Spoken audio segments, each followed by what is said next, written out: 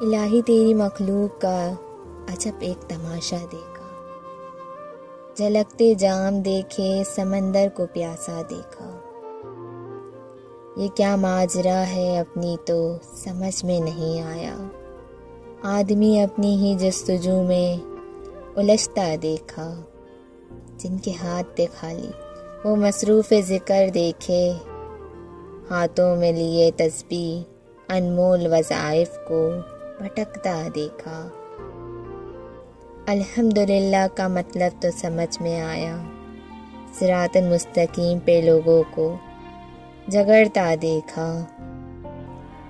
ईमान बेचते हुए आदम के बेटे देखे, हव्वा की बेटी को सरे बाजार बिकता देखा।